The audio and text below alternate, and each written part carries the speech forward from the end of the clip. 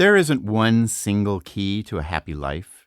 Our happiness comes from many things, like connecting with others, how we treat ourselves, and how we relate to the natural world around us. And there are practices that have been shown in the lab to help us get better at these things. I'm Dacher Keltner, psychologist at UC Berkeley. Join me on the Science of Happiness podcast as we explore these practices. In each episode, guests from all walks of life give a practice a try. And then we hear from experts about why they work. Find the Science of Happiness wherever you get your podcasts. Friends beyond the binary, ladies and gentlemen, boys and girls. It's time for the podcaster that's here to keep you company, that's here to take your mind off of stuff, that wishes he had something witty and silly to say. That could, I wish I had something to say that would instantly put you to sleep and relieve all that tension. But I can only do it my way, which is slow, meandering, and a little bit goofy. The reason I do the show? For you, because I know how it feels in the deep, dark night. And if I can help, if I can keep you company, it'd be my honor. So whether you're new or you're coming back, you're a regular listener, you come back, you just use the show when you need it. I'm glad you're here. And I really hope I can help you fall asleep. It's time for Sleep With Me, the podcast that puts you to sleep. And here's a couple of ways we're able to do this for you. For free choice week, you can always check those out when your hand hits that fridge or that coffee pot at sleepwithmepodcast.com/sponsors. Hey, everybody, this is Scoots. If you're looking for the most comfortable way to listen to Sleep With Me podcast or bedtime stories from Sleep With Me, you can get yourself a pair of sleep phones, like Sleep With Me merchandise sleep phones with different logos and cool stuff on there. And you could get that at sleepwithmepodcast.com/sleep-phones and use Sleep With Me at checkout to save $5 off your order. Thanks, everybody. All right, hey, everybody, it's Scoots here. It's time for our episodically modular series, Nuns in Space. It's technically season 3, but this is very episodic and modular, so you really don't have to have listened to any episodes before this one. You could, but the good thing is you could look at all that stuff as, backstory or whatever. Even this is episode 3, I believe, and we'll get you caught up on everything you need to know and go through that, so it'll be really nice.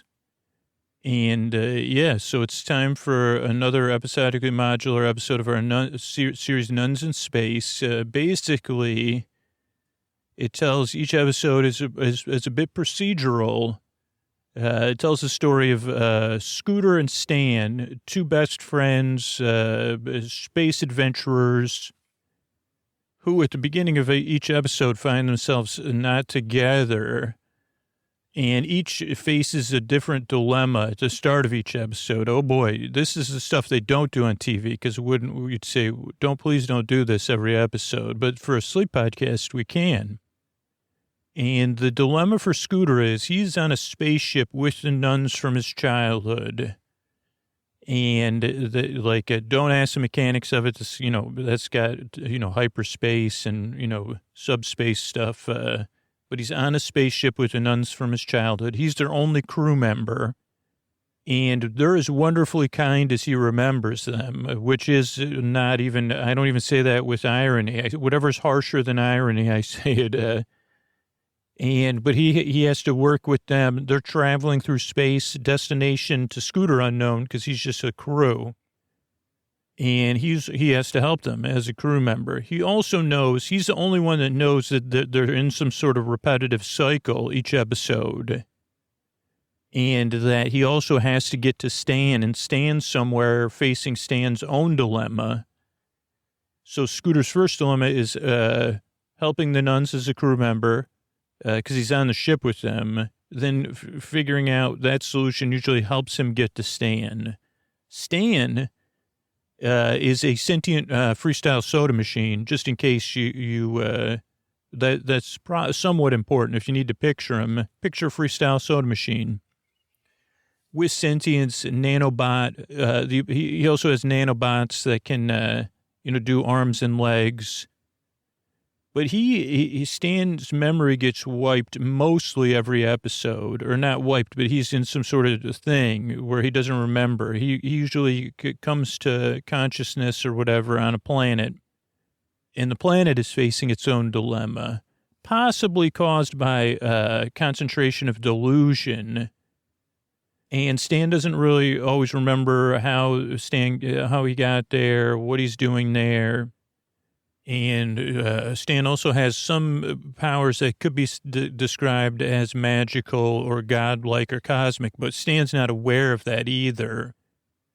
And so usually Stan's in a dilemma, how to get here, what's going on. The planet is in a dilemma. And let's see, I'll give you an example if I can remember from the first two episodes.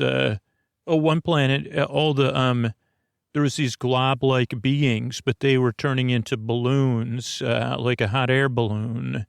They were enjoying it, but it wasn't good for them because they were meant to be glob-like beings going on the earth. When they became hot air balloons, some of their being would evaporate, eventually total evaporation. That's a shorthand.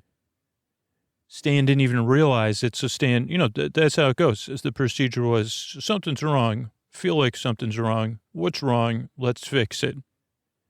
So that's the procedure.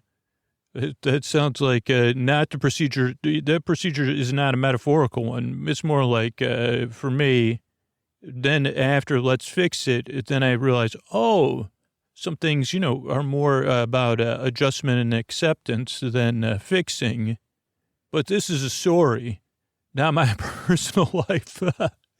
Oh, my God. I just cracked myself up so much because it's not because I'm embarrassed, but it's just like so funny that, the stories aren't like life always. So in this story, things will be solved and fixed because it's just a story. I just wanted to point that out to you and to me because I could have, I'm not kidding. I don't know if this happens to anybody else out there. But you say, well, maybe I could, even though it's my own podcast that I write and do it, I could still take it as I say, wait a second, if I could be more like Stan, then everything will be, then I could just fix that. I say, no, it's more, you're just a human being. You don't live in a bedtime story, episodically modular series, loosely based on your experiences as a child with nuns and, your desire to have a sentient soda machine as a best friend. That's fiction. Okay. But you know what's not fiction? Well, winkety wink is our celebrity, set up a person.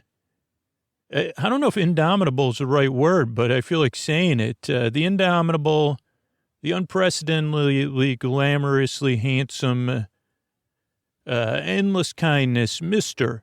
Antonio Banderas.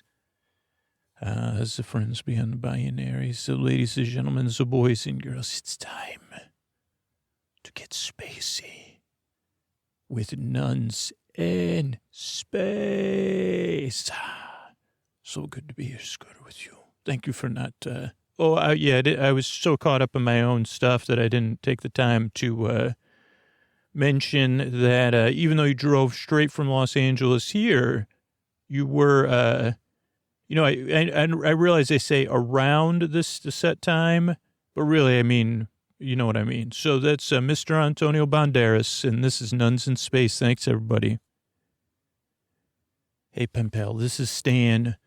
It's not all fun and games, pen pal.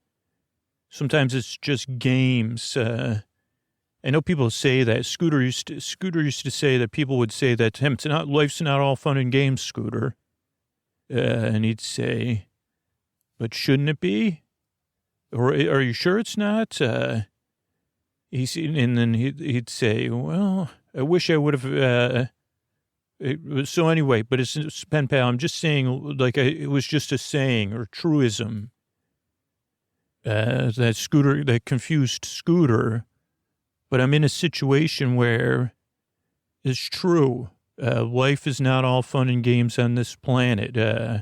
It was just games. It was just fun and games on this planet. In business and commerce and industry. But not anymore. Now it's just this one game. And The thing is, pen pal, the more I think about games and game-based sayings, then I think about that you play games with your friends normally.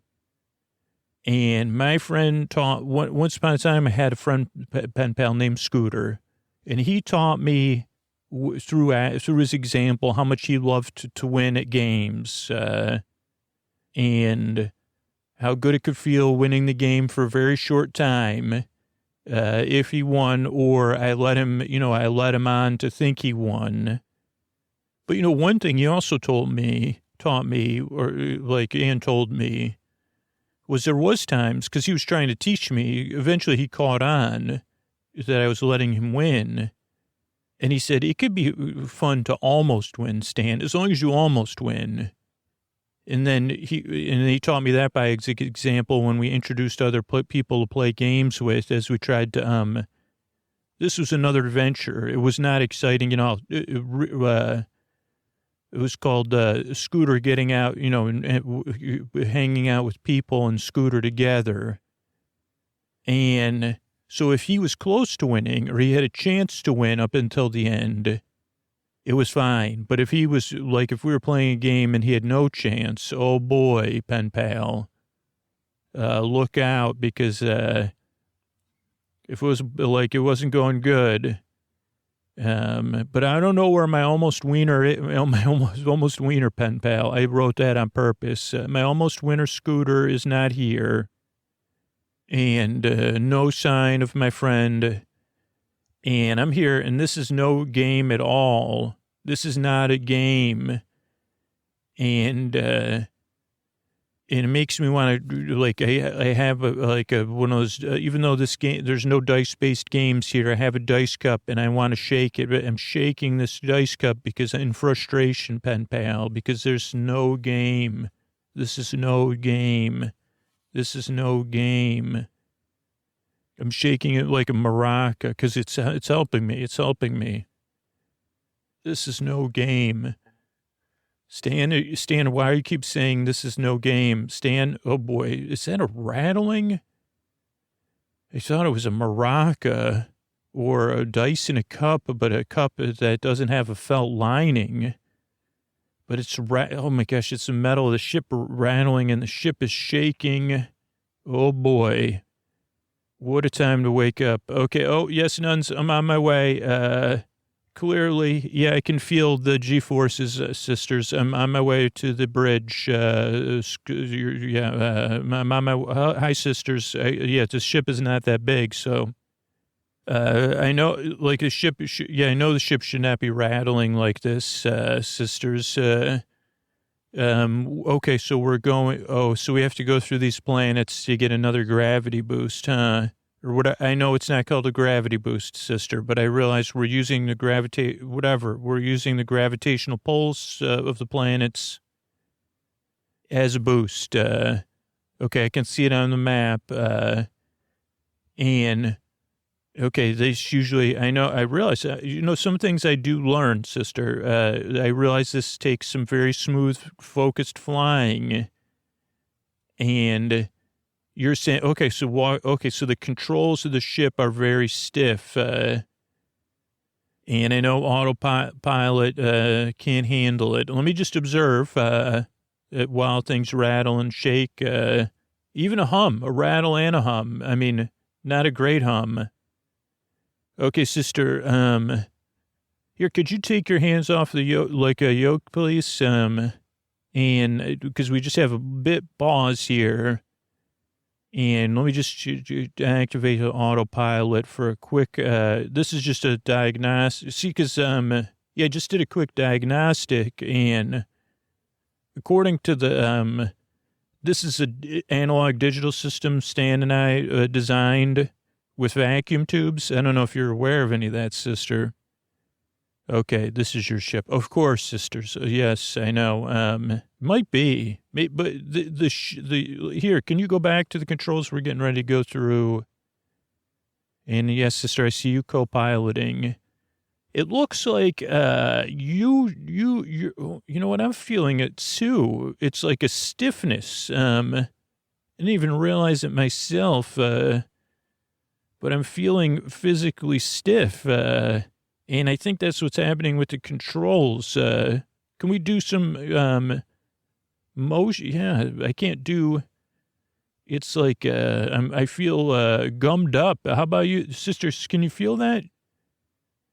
Okay, let's try some breathing. Yeah, and let's try to do. Yeah, it's like it's not just gummed up, but it's like I can't move. That's what's causing the shaking of the ship. Is your piloting, but your piloting is being affected by your and mine, all of our. It's like we're greased up with old grease or something. Huh. Let me just I don't normally like to do this, sister, but let me just kind of rub your shoulder. Oh boy, you are stiff. It's like you're partially it feels like you're partially defrosted or something. Yeah, I feel like that too.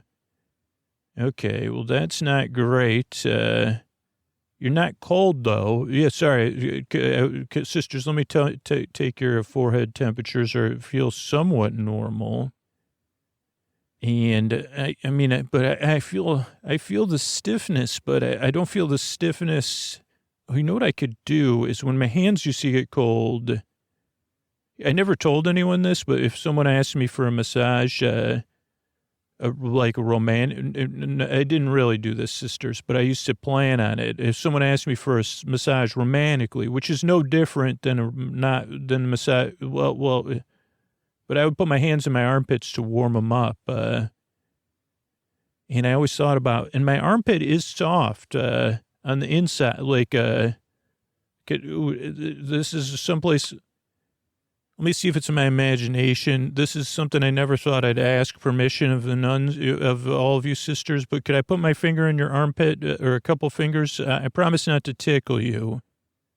Well, even if you're I know, but yeah, oh boy. Oh boy. Yeah, you're soft. Your armpits are soft too. So, be thinking about it. Hopefully my memory will be wiped at some point. But all of your armpits are soft, in various degrees of humidity that I'll never forget. I'll never forget that each of you had a different, that I'll just never forget that. Thank you for that. But yeah, all of our armpits are soft. And okay, I realized the ship is, so we got through that gravity, whatever thingamajig. How long do we have? Okay, well, I'm working on it. Okay, well, I realized that, so we're being propelled towards that next solar system.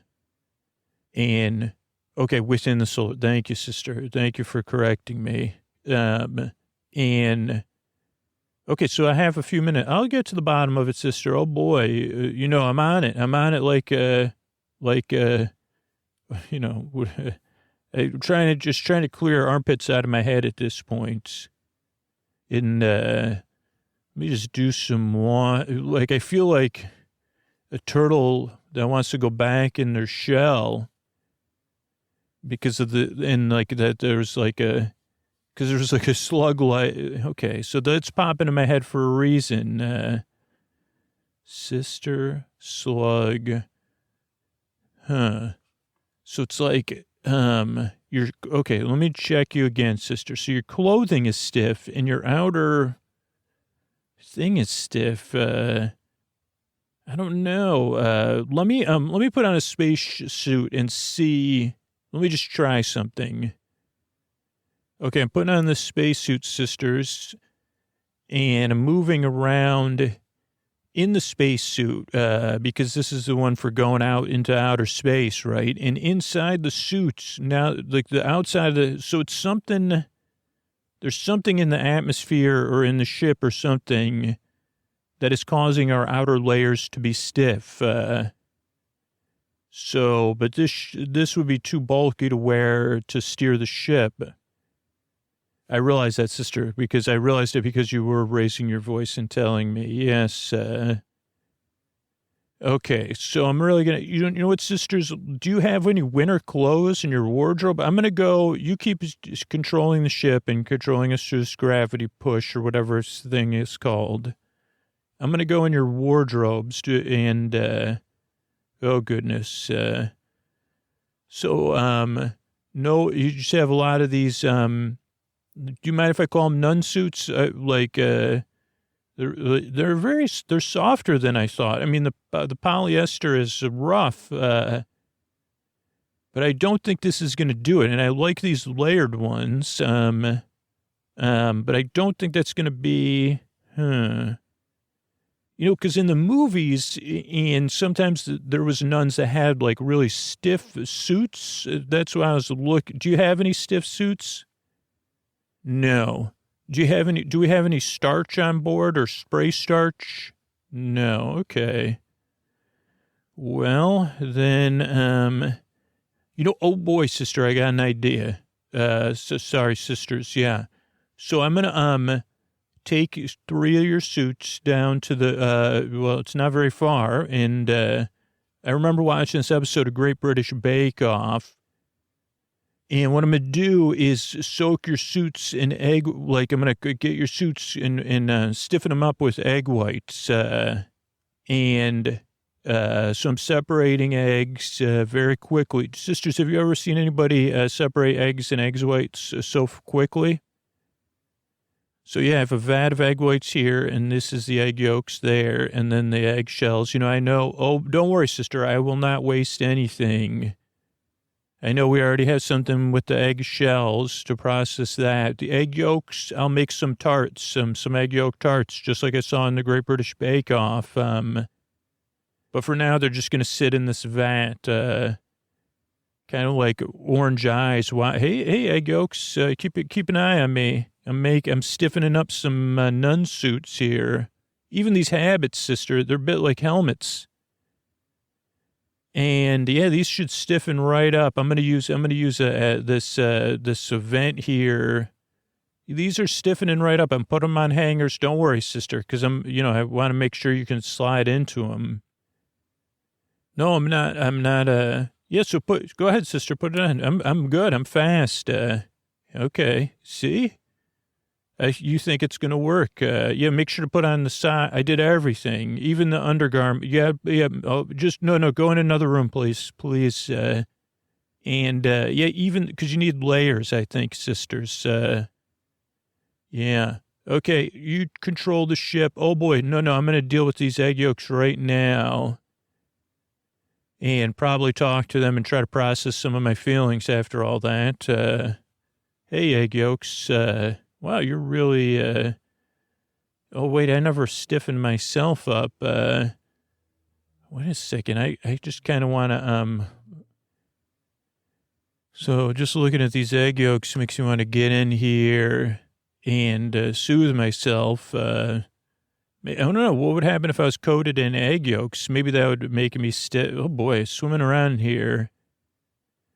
And egg, like instead of Calgon, let me just go under the egg yolks, because also I know that I have to find my way to stand. And now the egg yolks are so Scooter, why are you playing around in the green slime vat? Is that you? Yeah, yes, Dan, it's me. Scooter, quit playing around. Where have you been? I've needed your help. Get out. Here, take a towel and wash yourself off. You're covered in slime. Stan, why is there a vat of green? Scooter, the green slime is part of the game. Okay. Which game? Scooter, one game to rule them all. Okay. So what were you, so you seem frustrated. Scooter, I'm very frustrated with you. I've been waiting for you and thinking about you getting here to help for a long time. And I've been saying, don't worry, Scooter will be here at some point. But it's been a long time, Scooter. And nothing's going well. And you're not, Stan, I'm here now. And I can see why I'd be frustrated. And I'll try to help. Scooter, I don't need help. I've been imagining you coming and solving everything. Well, Stan, I mean, I just solved one problem that I didn't, so I'll try. Why don't you tell me what's going on? Scooter, oh boy, it's been a long time. Okay, tell me the first thing you remember. Okay, I'm not even sure the first thing I remember, Scooter, which is weird because I should be able to easily identify that with timestamps. Yeah, I know, Stan, but things are different here. So, Scooter, they're so different. I don't think I like them. Yeah, no, I understand that. That's totally legitimate too. But okay, tell me about what's going on and where we are and what you do remember. Okay, Scooter, we're on a planet, and this is where everything's going wrong. Okay, and what planet? What's the planet like? Oh, it was a very nice planet for a long time, Scooter. Before I remember, it was like the foremost hub of game shows for this section of the universe. I'm sorry, Stan. Could you? I think Scooter. Okay, so in this part of the universe, all game-based entertainment, this planet became the hub of that. This was where they would create game shows, game-based entertainment, Scooter. Okay, that helps. So they film game shows here. They come up with the ideas here. There's even theme parks for people to like simulate game shows, or there were. None of that anymore, Scooter, unfortunately. Not all production happened. I mean, the productions of the shows did, but, not making board games so that it would happen, but they would design those. So this whole planet, was where all the creative happened and a lot of the production, and it became a destination too. Okay, so the home of the game show and game-based entertainment industry in this part of the galaxy or universe or whatever, this was okay, so it used to be like that, right? Right, Scooter. Oh, boy. And this is where, it was an important thing because people like game-based entertainment. Of course they do, Stan. And, but that was a before time, Scooter. I remember knowing that. I don't know if I was here for that because that was a while ago. But all I know is that something changed on the planet, and people went from being interested in making games I don't know if it happened fast or slow, Scooter, because I don't okay, Stan, that's okay. Just tell me what you do remember. So, Scooter, at some point people went from wanting to make games to only to playing games, and then only to playing this one game, the game to rule them all. But there wasn't any rules, and it wasn't clear that it was just one game. And there was no standards or best practices or guiding principles around this one game. Okay, this sounds familiar, just not with the clearly labeled as a game. But yeah, this was a game. So they stopped making games, and eventually they lost all their contracts, and some people left the planet, but a lot of people stayed and people came.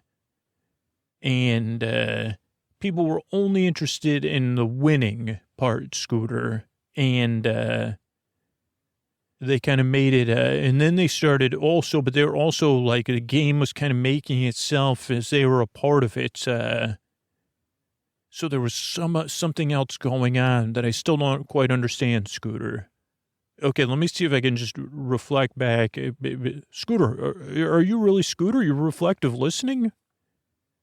Well, Stan, I know I let you down, and also had my fingers in Nuns' armpits today. So my value system for a brief time is restructured slightly. Scooter, why would you, instead of helping me, you were sticking your finger in Nun's armpits? So let me see if I understand. This was once a game show planet, a game show production planet, fun, but business, fun playing games and multiple games. Something changed, and it went from making games and creating games and playing games to just winning at a game. At first, the game was less defined, but the game has slowly been defining itself as more and more people play it. Kind of, Scooter. That's still before I was aware of this. So that's around when I got here, and I became aware of the fact that there were no rules. And it was more of like the game had become a god or a base god, like instinctual needs, and people were just, I didn't like it, Scooter. As soon as I became aware of it, I said, you know what? I don't like this. Scooter wouldn't like it. It was a bit like a WAR, Scooter. And it was a big mess. A lot of all the stuff that they had built throughout their history had been dismantled or used. I said, now, Scooter, I don't know how I do some of this stuff, but I got very, I had a furrow in my brow, my digital brow, and I feel like Scooter's at the top of my, Stan, you do have a furrow up there. Scooter, I used some nanobots to create a furrow, but, and I took over the planet, Scooter. I said, stop this. Now, I couldn't stop it totally because people's lives were so integrated in playing this game. I had to be firm and gentle at the same time. You understand, Scooter? Okay, so you stopped the playing of the game. Well, Scooter, I used my super processing powers to analyze what was happening. So it's not like I just did it, Scooter. I mean, I just did it because I have so much processing power. But I don't know how I physically did it, Scooter, or got a hold of everybody or all that. It just kind of happened. But I said, okay, because also the game that they were building was kind of further along. It's a combination of game shows and obstacle courses and all this thing, Scooter. But people were still using it. I don't know. So I said, stop. And then I said, okay, everybody. So then I tried to fix things, and I made some mistakes before you got here, which is another reason why I'm frustrated, because it hasn't been going great. Like, first I had strict control, and people didn't like that. And then I said, okay, well, this is a game. And then I started making rules. That's when I was doing all my processing, and I tried to optimize the game to teach them how to be fair and kind to one another. And that totally failed, Scooter. They weren't interested. So, some people were not happy they were taking it out on me as the gamekeeper. So then I had to be a little bit stricter.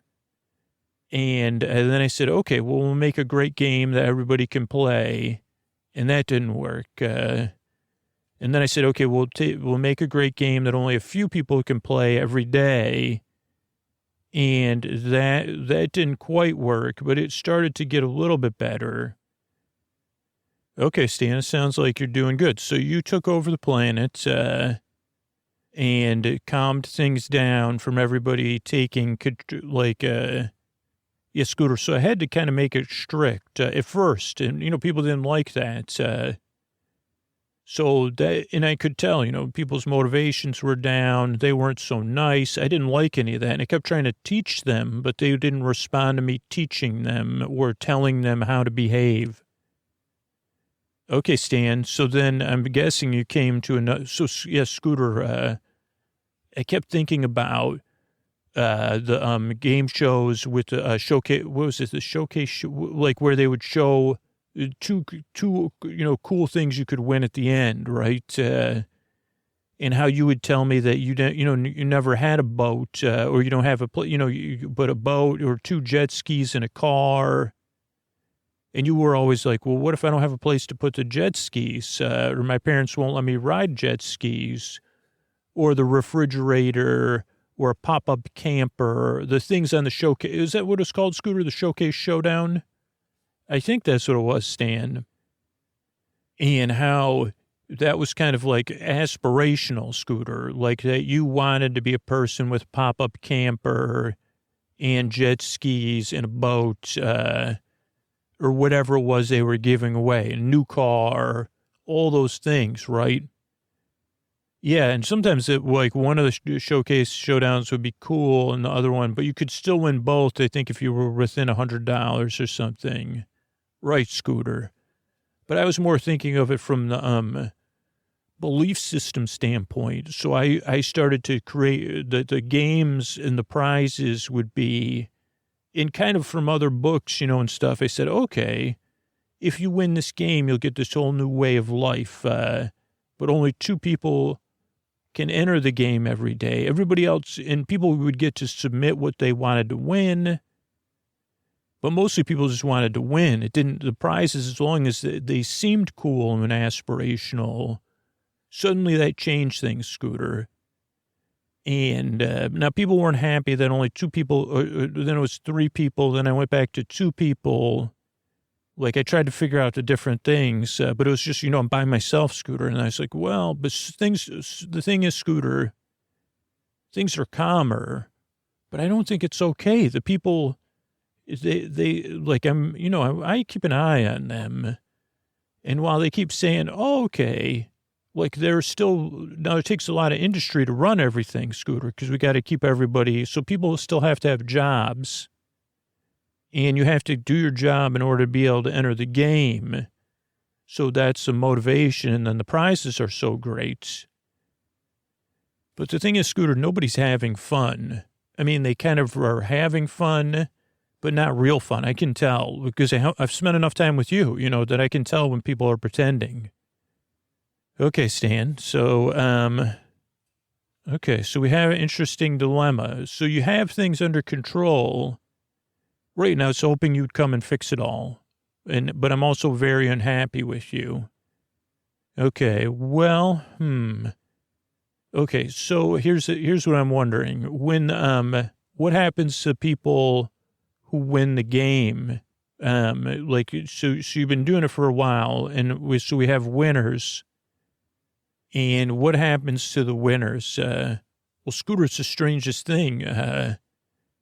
Like they can go off planet. That's normally what I try to get them to do, but everyone wants to stay on the planet. And eventually they come to me and they ask if they can re-enter the game. And again, I said, okay, well, sure, you could re-enter the game, but if you get accepted in the game, you have to give up your original prizes, because there's really no risk for anybody, right? It's a game show. Like you get in, you get to play. But for the winners, he said, well, you can't really it's not fair to the people. Okay, but has anybody done it twice and won twice? No, Scooter. It's just the odds are pretty low. Okay, and there's probably some simmering resentment about, like at some point, maybe there'll be enough simmering resentment that you have to wait around to see if you're even going to get to play the game, huh? Yes, Scooter, probably there is some simmering resentment. You're right. Okay, but there's so winning actually doesn't do anything. I mean, just like when I think I'm going to win, I feel good for a little while, and then I might but there's no real world here either. And you've tried to teach people to behave nicely. Have you tried to, Scooter, they're not interested in making games. So we tried to make making games a part of the game. Okay, well, here's the thing I think we need to do then, Stan, is, maybe, I don't know what to do. So they're stuck in a way. We can't force them to change their minds. Maybe, here's the thing. What if we go into the game? What if we play the game against each other? Because everybody watches the game, right? I would assume that there's a game every day. Scooter, there is every day. And then Scooter, first there's the thing where you choose the players for the next. Okay, so we'll have to wait around. No, Scooter, we could have a special game because today's like a game break day. Okay, so we could enter the game. What if we just do a demonstration of the game? I don't know what to do, Stan, to be honest with you. Okay, Scooter, but I think you at least have an idea. We'll be in the game. Everybody will be watching. And what if we, oh man, like what if we what if we go into the game? So, okay, so here's the thing. Most of the people on the planet, are, former game creators or entertainers, right? Yeah, Scooter. Okay, and you know all that, right? Somewhere in your databases. Scooter, I do. Okay. And what if we go into each stage of the game and like, cause you were waiting for me to come help you, but what if we slowly go through each stage of the game and design it in a way that, like, play it in a way where each part of the game we're asking more and more people for help from the community? Scooter, I don't understand how we could do that, and it would be... Okay, here's the thing. Why don't you make a planet-wide announcement that there's been a malfunction in the game and the games are ceasing because it's no longer... and that you and your assistant are going to go in and try to play the game. There's something wrong with the game. It could be better. And you realize how frustrated everybody is with only 2 people getting to play it. And that the prizes aren't as good as they seem once you get them. Like you run, maybe that we don't have to do this in one second, you know? Okay, Scooter, I'm listening. So we do that. I mean, you could do it fast because you're obviously, I don't know, your processing's off the charts. Then we go through the game bit by bit, getting help, and to find out what's wrong with the game. But we're the, I'll just be myself, but you'll have to follow my lead and say, I don't understand. Why is this, this is a twisty slide, or what, what is the best use of green slime? Is it really a part of a game show, or is it more punctuating a joke? Well, Scooter would be part of it. You'd pull a bucket and it would go on your head, and then you would run. Then you'd have to search through. It was different. No, I know. There was a show with a lot of slime. I remember. Okay, Scooter, but like, how could we use green slime in a better way? Scooter, okay, so you're saying, here's the thing, other thing, Stan. I'm pretty sure that there's some part of the game, like, see that giant tower? That's Scooter, that's the part of the thing. What are you saying, Scooter? What I'm saying, Stan, is there's something off about that. Like, I know that's like that one game, and for like, what are those things? Whatever that's called. Like it used to be. It was like the squeaker. That's a game I never owned that I always fantasized in owning, where it was like an infernal machine or whatever. I don't know what to call it. Like almost like the thing that made Pee Wee Herman's Breakfast. But it was like to build a better